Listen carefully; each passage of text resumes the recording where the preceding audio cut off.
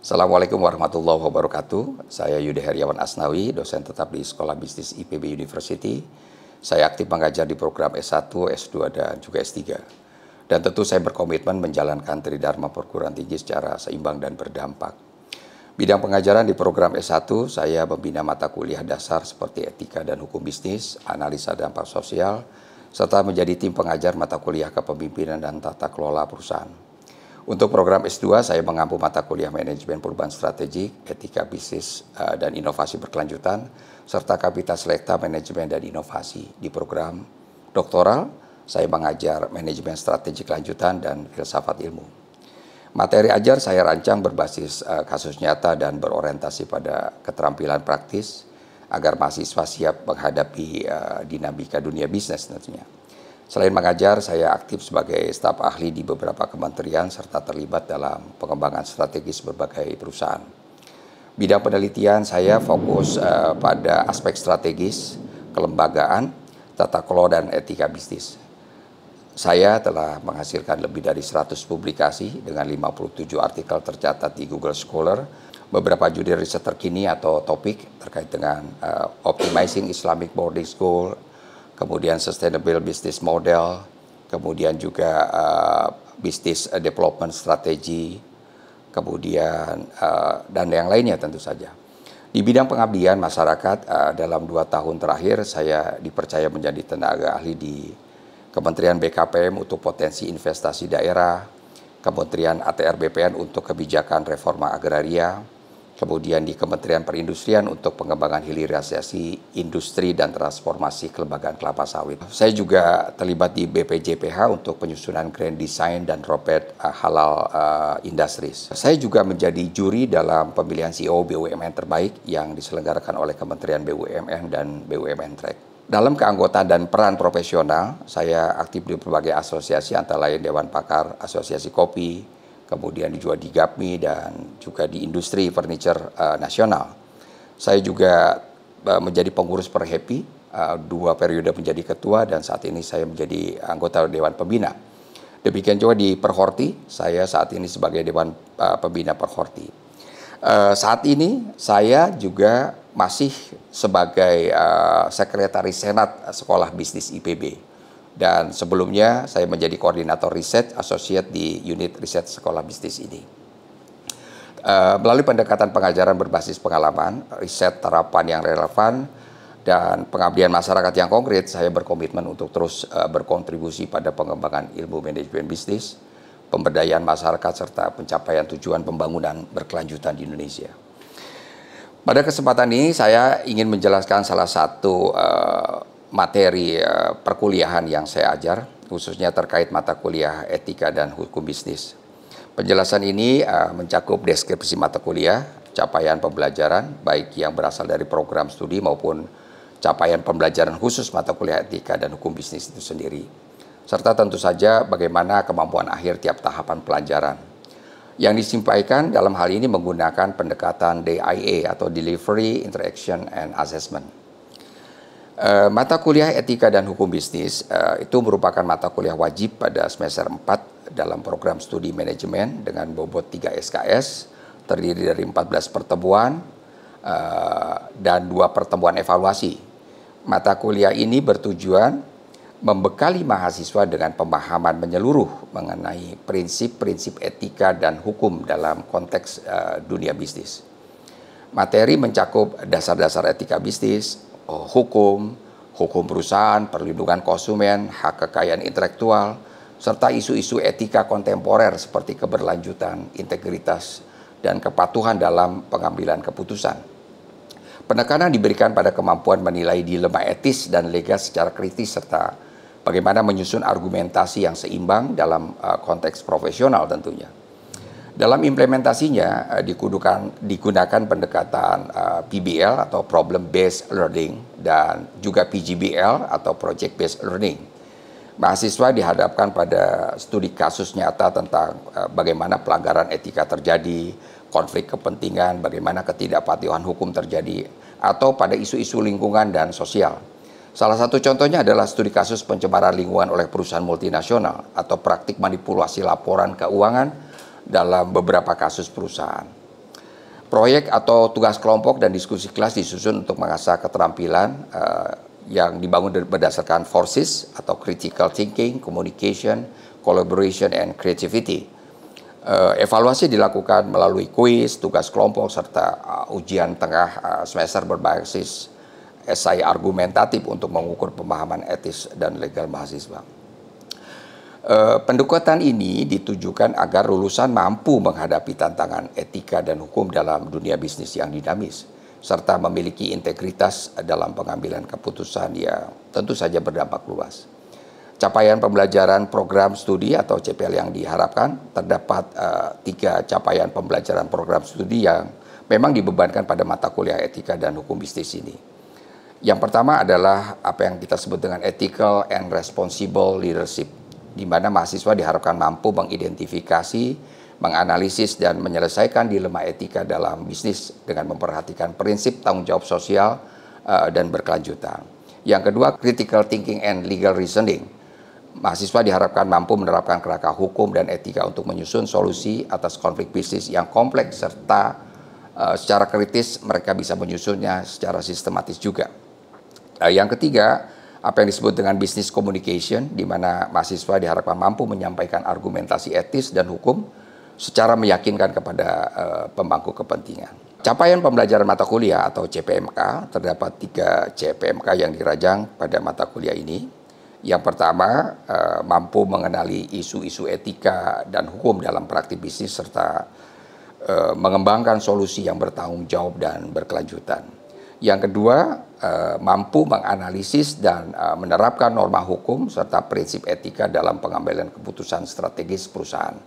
Dan yang ketiga, mampu menyampaikan hasil kajian etis dan legal secara tertulis maupun lisan, baik melalui laporan maupun presentasi yang tentu sistematis dan mesti berbasis data. Kemampuan akhir tiap tahapan pembelajaran atau yang kita kenal sebagai sub CPMK, yang pertama, mampu mengidentifikasi kerangka hukum dasar yang mengatur aktivitas bisnis, termasuk di dalamnya kontrak dan tanggung jawab hukum perusahaan. Kemudian yang kedua, mampu menilai kasus pelanggaran etika dan hukum di sektor publik maupun privat. Yang ketiga, mampu mengembangkan argumen etis yang berdasar pada prinsip keadilan, integritas, dan tanggung jawab sosial. Yang keempat, mampu menggunakan pendekatan analitis untuk memecahkan konflik etika dan hukum dalam bisnis global. Yang kelima, mampu bekerja dalam tim, tentu saja untuk merancang solusi berbasis etika dan hukum terhadap persoalan nyata di dunia usaha. Yang keenam, mampu merancang strategi bisnis yang etis, legal, dan adaptif terhadap dinamika regulasi dan nilai-nilai masyarakat. Metode dan materi pembelajaran, metode immersive learning diterapkan melalui PBL dan PJBL yang seperti saya sampaikan tadi, dengan fokus pada analisis kasus nyata dari sektor publik dan privat. Materi dibagi dalam 2 bagian. Yang pertama, sebelum UTS, meliputi etika dasar dalam bisnis, prinsip tanggung jawab sosial, hukum bisnis, dan juga struktur hukum bisnis di Indonesia tentu saja. Nah, setelah UTS, dikaji atau dibahas etika dalam pengambilan keputusan strategis, hukum perlindungan, hukum lingkungan, serta hukum internasional juga menjadi concern di dalam periode ini. Mahasiswa diminta membuat semacam tugas atau proyek kelompok berupa analisis kasus pelanggaran etika dan hukum di sektor tertentu. Nantinya disertai laporan atau video presentasi yang dikumpulkan melalui LMS IPB. Interaksi kelas mencakup diskusi topik aktual seperti skandal etik dan hukum di perusahaan teknologi global, misalnya Facebook, Cambridge Analytica, atau praktik greenwashing oleh korporasi dalam laporan berkelanjutan misalnya. Nah, terkait dengan komponen penilaian, ada beberapa komponen. Yang pertama adalah aktivitas partisipatif, saya beri komposisi 10%, kemudian hasil proyek berbasis PBL 50%, nantinya disertai kegiatan presentasi kelompok menunjukkan mahasiswa bisa atau tidak menerapkan teori ke kasus nyata. Kemudian tentu saja ada penilaian kognitif sebesar 40%, tugas 10%, terdiri dari kajian kelompok terhadap studi kasus hukum dan etika aktual, Dan juga ada kuis yang masih saya beri komposisi sebesar 5% terkait soal pemahaman konsep dasar. Di UTS itu nilainya 25%, ujian esai berbasis kasus menilai kemampuan berpikir kritis dan argumentatif. Nah, catatannya saya tidak membuat ujian UAS secara tertulis, tetapi menyarankan menjadi tugas akhir dalam bentuk kerja kelompok dan sebagainya. Demikian penjelasan mengenai implementasi pengejaran mata kuliah etika dan hukum bisnis. Saya Yuda Heriawan Asnawi, mewakili tim pengajar, mengucapkan terima kasih atas perhatiannya. Wassalamualaikum warahmatullahi wabarakatuh. Assalamualaikum warahmatullahi wabarakatuh. Selamat pagi, salam sejahtera buat kita semua. Hari ini kita akan masuk satu kuliah yang baru akan dimulai. Mata kuliah kita, mata kuliah namanya Etika dan Hukum Bisnis. Nanti yang mengampu saya, kalian tahu Yuda Heriawan Asnawi, dan ada beberapa pengampu yang lain. Pada hari ini kita akan mengantar mukai mata kuliah ini sebenarnya barangnya apa sih gitu ya. Baik ya, jadi sekali lagi mata kuliah kita Etika dan Hukum Bisnis, dan hari ini saya akan menyampaikan pengantar dari etika dan hukum dalam bisnis itu sendiri. Nah, supaya dapat gambaran pelajaran ini atau mata kuliah ini sebenarnya arahnya kemana? Ada beberapa hal yang sudah kami susun. Goals daripada mata kuliah ini, yang pertama adalah satu, mahasiswa mampu memahami konsep-konsep etika dan hukum dalam bisnis dan dapat menerapkannya. Ada kata kuncinya, bukan hanya memahami konsep tetapi juga nanti dapat menerapkannya. Karena kita di sekolah bisnis bukan hanya belajar teori, tetapi prinsipnya juga bagaimana kita bisa menerapkan teori-teori itu terutama di dalam konteks bisnis. Yang kedua, mahasiswa mampu menganalisis permasalahan yang terkait etika dan hukum dalam bisnis. Nanti kita akan bisa melihat bahwa etika sebagai sesuatu, hukum sebagai sesuatu yang kita akan pelajari itu kaitannya dengan bisnis. Biasanya orang menganggapnya atau mengatakan antara etika dan hukum dan profit itu satu sama lain punya dilema. Inilah sebenarnya yang nanti kita akan pelajari dalam satu semester. Kemudian yang ketiga, mahasiswa mampu menganalisa hal-hal yang terkait dengan unsur-unsur etika dan unsur-unsur hukum bisnis. Jadi etika itu sendiri harus dipahami dulu. Sebelum kita berbicara tentang etika bisnis, maka kita akan belajar dulu apa itu etika dan apa itu hukum. Tetapi ketika kita belajar hukum di sini, sekali lagi tidak dimaksudkan kalian menjadi sarjana hukum. Karena bukan itu goalsnya, tapi bagaimana posisi etika dan posisi hukum di dalam bisnis. Itu yang menjadi goals daripada kita. Yang keempat, mahasiswa mampu menyusun langkah-langkah agar korporasi atau institusi tidak melanggar etika dan hukum. Jadi kata kuncinya kalian bukan hanya tahu, tapi ketika kalian jadi pengusaha atau jadi karyawan, kalian tahu di mana sebenarnya hal-hal yang bisa melanggar etika atau melanggar hukum itu sendiri. Karena di dalam bisnis apapun atau di dalam kegiatan apapun tidak boleh seharusnya kita melanggar etika dan apalagi hukum yang konsekuensinya bisa pidana. Yang kelima adalah mahasiswa mampu mengkomunikasikan aspek-aspek etika dan aspek hukum sehingga bukan hanya sebagai konsep tetapi sebagai code of conduct of business. Menjadi hal yang sangat penting untuk kita bisa pahami ya. Jadi sekali lagi code of conduct of business itu apa? Aturan-aturan di dalam bisnis. Jadi bisnis itu sesungguhnya ada aturannya. Dia tidak free will begitu saja. Nah, itu yang harus kalian pahami nanti. Yang terakhir adalah membantu mahasiswa menyiapkan diri sebagai insan yang memiliki tanggung jawab, etika dan ketaatan pada hukum. Jadi ini bukan masalahnya buat orang lain, tapi sesungguhnya belajar etika dan memahami hukum juga buat diri kita. Karena nanti di dalam perjalanan kehidupan kalian pasti akan berinteraksi dengan masyarakat, dengan institusi apapun. Pasti urusannya etika dan hukum. Itu ya, jadi goals yang kita ingin capai di dalam satu semester dan kelanjutan dari semester berikutnya adalah itu. Nanti akan 15 kali pertemuan. Saya sangat berharap bahwa ini full offline. Ya, karena sudah tidak ada reason buat kita untuk online dan sebagainya. Tetapi jika ada sesuatu yang sangat emergency baru kita melakukan online. Tapi prinsipnya kelas ini adalah kelas offline. Ya, 15 pertemuan saya sudah siapkan Yang pertama, pengantar konsep etika dan hukum, hari ini saya akan sampaikan. Kemudian cabang-cabang etika, sangat menarik, kalian nanti akan belajar bahwa etika itu secara filosofi banyak cabang-cabangnya. Jadi bukan hanya pemahaman bisnis, tapi kalian juga akan bisa memahami apa itu filsafat. Kemudian nanti kita bagi bahwa etika itu dikaitkan dengan praksis di dalam manajerial. Maka ada etika hubungan kerja, keterkaitannya dengan SDM, etika produksi dan produksi yang dihasilkan, itu yang disebutkan etika manajemen produksi. Kemudian etika pasar dan pemasaran, ini yang kita anggap sebagai manajemen atau marketing. Kemudian ada pengelolaan keuangan. Keuangan menjadi sesuatu yang penting, ya. Jadi kita juga akan menyusup aspek-aspek keuangan dalam perspektif etis dan hukum, corruption dan sebagainya. Kemudian etika hubungan dengan eksistensi manusia, sistem sosial dan lingkungan. Ini yang perspektif yang ingin saya tawarkan kepada kalian yang belum tentu di tempat lain ini ditawarkan. Mata kuliah ini menjadi sangat spesial karena kita juga menyangkut nanti eksistensi manusia, sistem sosial dan lingkungan hidup. Ke-IPB-an kita itu yang membedakan dengan etika-etika yang lain. Setelah itu nanti kita tutup di ujian tengah semester. Ujian tengah bisa tertulis, bisa juga tugas, tapi prinsipnya ada ujian tengah. Nanti setelah ujian tengah ada beberapa kegiatan, ada 7 pertemuan yang saya sudah siapkan, dan ini fokus kepada aspek hukum.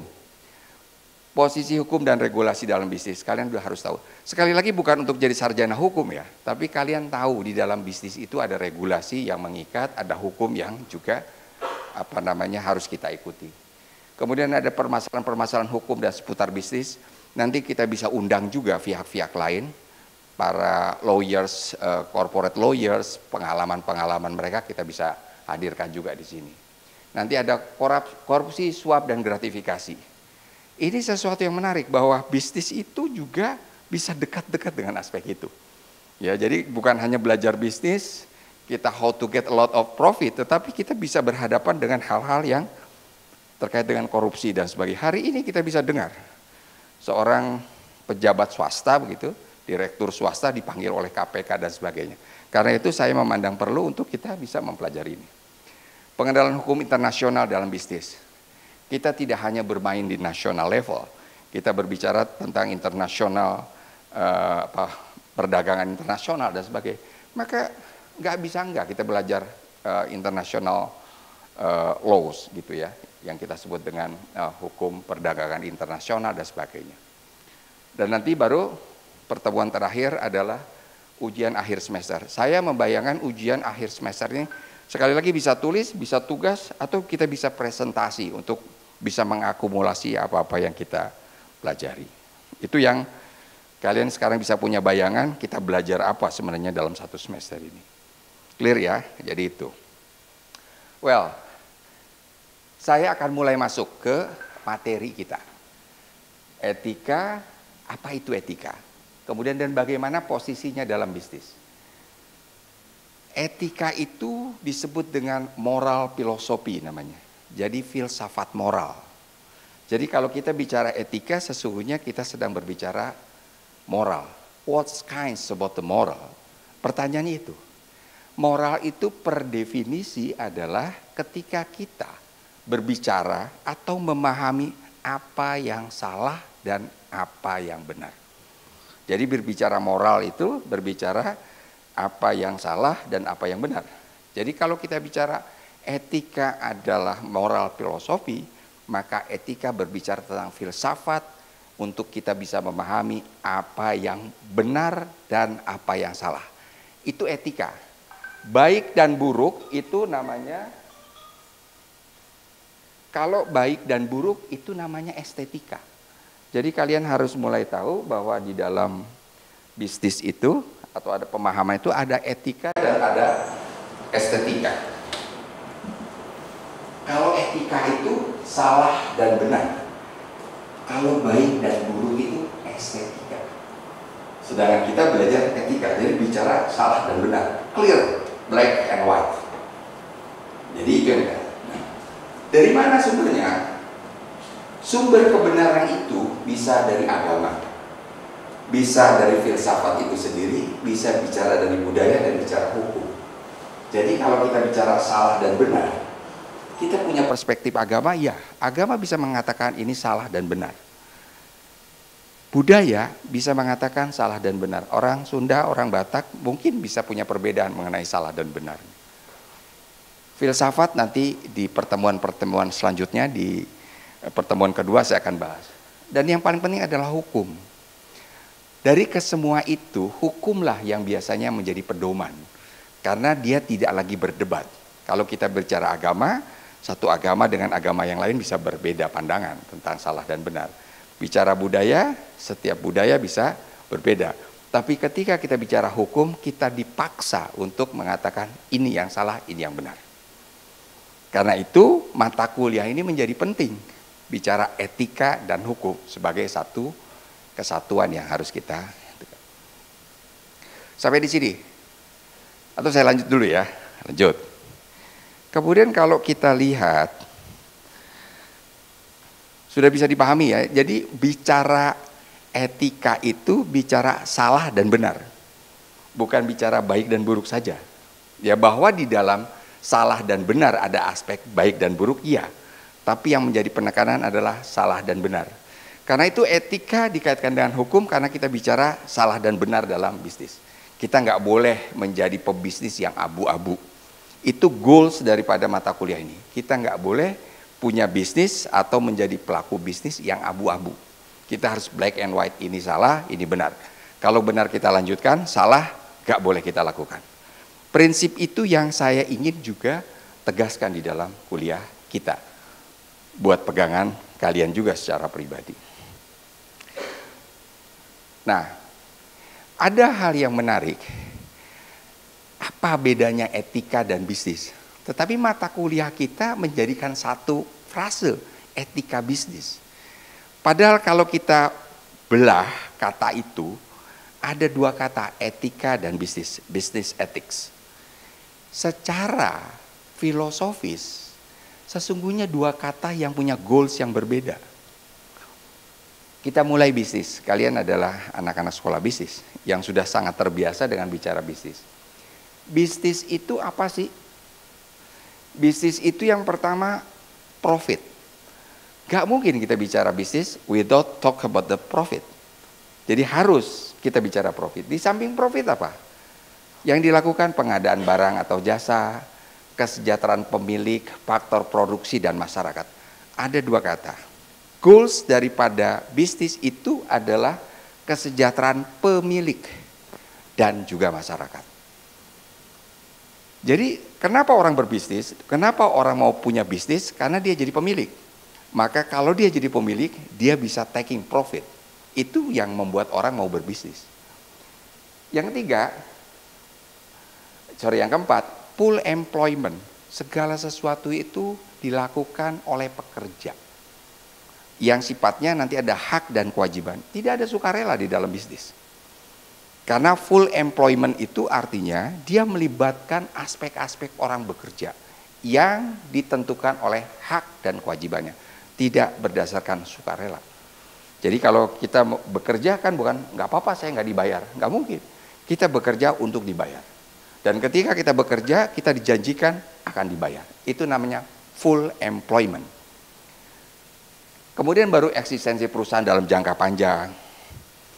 Perusahaan yang kita sebut dengan sustainability adalah itu, pengennya terus menerus goals. Kemudian kemajuan atau pertumbuhan, kita bicara growth nanti di dalam sesi ketiga saya akan berbicara tentang growth. Kemudian ada prestis dan prestasi. Selalu perusahaan itu pengen punya glory, ya glorifikasi itu bagian daripada bisnis. Nah, tetapi sebaliknya kalau kita bicara etika bicara enggak kemanusiaan. Orang bukan masalah dia sekedar sudah digaji selesai. Bagaimana kalau orang digaji tapi gajinya nggak cukup? Itu kan pertanyaan. Tapi apakah kita sekedar mengatakan sudah dibayar UMR, sudah selesai? Regulasi mengatakan bayar UMR selesai. Tapi kalau UMR itu tidak memadai, ini menjadi pertanyaan etik, ya. Salah atau benar orang yang sudah dibayar tapi nggak cukup untuk hidup? Itu pertanyaan kita yang paling menarik. Kemudian ada bicara keadilan. Di dalam bisnis kita sudah biasa berbicara strata, direksi, manajemen, manajer, dan orang karyawan. Direksi gajinya gede, gitu kan? Manajer gajinya tengah-tengah. Pas kita berbicara di bawah gajinya, apakah itu berkeadilan? Menjadi pertanyaan juga. Karena itu hanya etika yang bisa menjawab, bukan hukum. Hukum selesai. Bayarkan gaji sesuai UMR, selesai. Tapi kalau bicara etika, adil nggak itu? Kok saya yang kerja malam dibayar sekian, kok dia kerja yang hanya depan laptop seperti kalian dibayarnya mahal? Itu pertanyaan etika. Yang ketiga, goals-nya adalah kesejahteraan. Apa itu kesejahteraan? Kesejahteraan mencakup kepuasan hidup, pendidikan, aktualisasi diri. Di dalam etika kita harus berbicara tentang siapapun punya hak untuk mengekspresikan keinginannya, mengekspresikan potensi-potensi yang dimiliki. Tapi mungkin bisnis dengan struktur yang ada bisa tidak seperti itu. Well, sampai di sini ada pertanyaan nggak?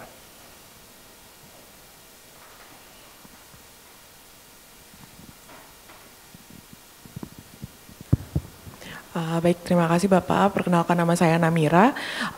Saya mau bertanya Pak, kan sebagaimana yang Bapak sudah jelaskan, bisnis itu fokusnya untuk memperoleh profit gitu. Di mana dalam proses memperoleh profit itu mereka melakukan marketing, kegiatan marketing gitu Pak. Tapi seringkali kegiatan marketing ini kadang mungkin terlalu berlebihan atau menyesatkan untuk konsumennya gitu Pak. Nah, kalau menurut Bapak, bagaimana sih batasan dari strategi marketing yang menarik dengan yang sebenarnya itu terlalu berlebihan gitu Pak. Contohnya dalam beauty industry gitu, atau yang kayak slimming produk atau produk-produk lainnya itu kadang-kadang menjanjikan hasil instan tapi ternyata malah menyesatkan untuk konsumennya, seperti itu Pak. Well, ini yang nanya perempuan, yang ngajarnya lelaki, jadi nanyanya buat make up and so on. Saya coba jawab ya. Tentu saya nggak berbicara make upnya karena saya nggak paham itu ya. Tapi prinsipnya begini. Prinsip dasar daripada etika itu bicara salah dan benar. Itu harus clear. Apapun kita berbicara basisnya salah dan benar. Maka bagaimana kalau kita berbicara marketing? Marketing itu pun sesungguhnya adalah sarana untuk kita menyampaikan kebenaran. Prinsipnya harus begitu, karena kita bicara salah dan benar. Maka ketika kita bicara misalnya dalam konteks tadi ya, produk-produk kosmetik dan sebagainya, maka seorang marketing harus menyampaikan hal yang benar terhadap produk yang ada. Apakah itu kontennya, zatnya, dan sebagainya. Itu prinsip yang harus tersampaikan. Ya. Jadi nggak bisa kita mengatakan bahwa sesuatu itu tidak jelas kandungannya misalnya. Jadi sebuah produk yang tidak jelas kandungannya, itu adalah produk-produk yang salah, yang tidak etis. Nah, seorang marketing atau dalam kegiatan-kegiatan marketing, justru upayanya bukan sekedar bagaimana terjual, tetapi bagaimana produk itu tersebar dengan informasi-informasi yang benar. Jadi sekali lagi, kita bisa melihat sekarang bahwa etika itu bisa masuk ke dalam marketing. Maka kalau kita yang belajar etika, kita akan tahu, marketing itu orientasinya bukan bagaimana sebanyak-banyaknya mendapat pembeli, tetapi juga memberikan sebanyak-banyaknya pengetahuan yang benar kepada konsumen. Saya meyakini dan kita meyakini kalau kita menyampaikan sesuatu yang benar, maka loyalitas orang terhadap kita juga akan panjang. Kalau kita tidak benar, salah, maka boleh jadi kan hari ini dia membeli, tetapi besok dia merasa tertipu, maka tidak akan lanjut. Saya kira itu ya. Oke. Baik, nanti saya lanjut ke ruang lingkup. Ada satu hal yang juga penting. Di dalam etika bisnis kita ada beberapa hal ya. Jadi kalau selama ini hanya bisnis bicara profit, tetapi kita bukan hanya bicara keuntungan saja. Tapi bisnis itu juga membangun kesejahteraan manusia, membangun dan menjaga keseimbangan alam. Ini yang juga yang penting. Nanti di pertemuan-pertemuan berikutnya saya akan jelaskan. Jadi kalau selama ini di sekolah bisnis hanya berbicara profit, maka di dalam mata kuliah ini kita tidak hanya berbicara profit, tetapi kita juga berbicara tentang membangun kesejahteraan manusia atau people oriented, dan yang ketiga adalah membangun dan menjaga keseimbangan alam. Inilah yang menjadi goals kita pada hari ini. Saya kira itu ya. Jadi di pertemuan-pertemuan selanjutnya kita akan membahas apa yang sudah saya sampaikan ada 15 pertemuan yang nanti mudah-mudahan kita akan selalu diskusi dan menambah pengayaan tentang etika. Saya kira itu. Assalamualaikum warahmatullahi wabarakatuh.